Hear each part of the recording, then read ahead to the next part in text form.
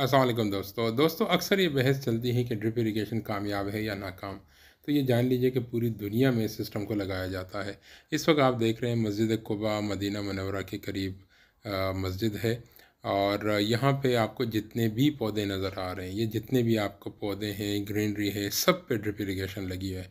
कहीं पे बबलर लगे हुए हैं, कहीं पे ड्रिप इरिगेशन लगी हुई है। जैसे आप ये देख रहे हैं, एक छोटी सी क्यारी है, लेकिन यहाँ पे खुला पानी बिल्कुल नहीं लगाया जा रहा। ये ड्रिप लाइन, जिसको गलत नाम में इंटीग्रेटेड ड्रिप कहते हैं, ये लगी हुई है इन पौधों के लिए। और इन पौधों के नीचे बाकायदा फ्रेम के नीचे इन्होंने बबलर सिस्टम भी लगाया हुआ है, जो बड़े पौधे हैं। इसी तरह मस्जिद कुबा से लेकर मस्जिद नबवी तक एक रास्ता बनाया गया है पैदल चलने वालों के लिए, जो तकरीबन 3 किलोमीटर लंबा है। और इस रास्ते के दोनों साइडों पे पौधे हैं और इस तरह श्रब जो आपको नज़र आ रहे हैं। और सारों में ही ये आप देख रहे हैं, ये ड्रिप इरिगेशन की एक फॉर्म है, बबलर इरिगेशन, वो लगे हुए हैं।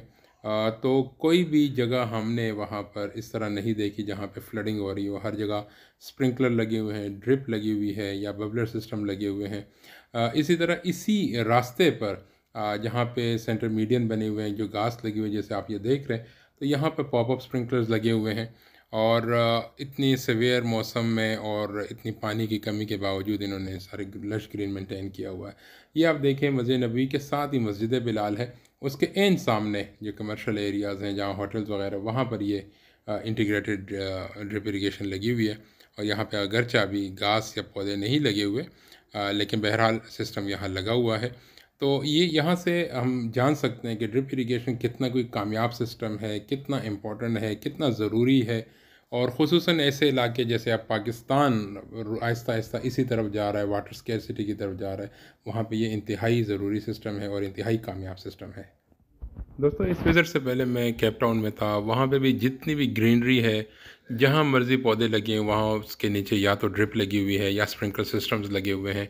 इसी तरह अगर आप दुबई या जो हमारे गल्फ़ एरियाज़ वहाँ पे चले जाए, वहाँ पे भी हर जगह स्प्रिंकलर और ड्रिप इरिगेशन लगे हुए हैं। अब अगर देखा जाए तो ख़ुसूसन गल्फ़ की मैं बात करूँ, सऊदी की बात करूँ, तो इनकी जो ज़मीनें हैं वो रेतीली भी है। और जो इनका वो है, जो मौसम है, वो इंतहाई सवेयर है, पाकिस्तान से भी ज़्यादा। तो अगर वहाँ ड्रिप इरिगेशन कामयाब है, और मैंने बड़े बड़े खजूर के पौधों पे ड्रिप इरिगेशन को लगे हुए देखा है और कामयाबी से माशाल्लाह चल रहा है। तो अगर वहाँ ये सिस्टम कामयाब है तो हमें किसी भी किस्म के मखमसे में नहीं रहना चाहिए। पाकिस्तान में यकीनन ये सिस्टम कामयाब है। और याद रखिएगा, ये हमारी ऐन ज़रूरत बन चुकी है, मॉडर्न इरिगेशन सिस्टम्स।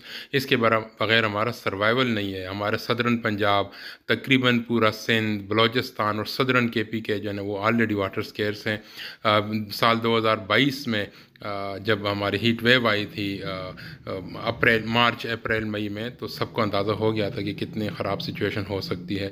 तो याद रखिएगा कि हमारे पास एक ही रास्ता है कि हम मॉडर्न इरिगेशन सिस्टम्स को एडॉप्ट करें और अपने पानी को भी बचाएं, फूड प्रोडक्शन को भी इंक्रीज़ करें और अपनी आमदन को भी बढ़ाएं।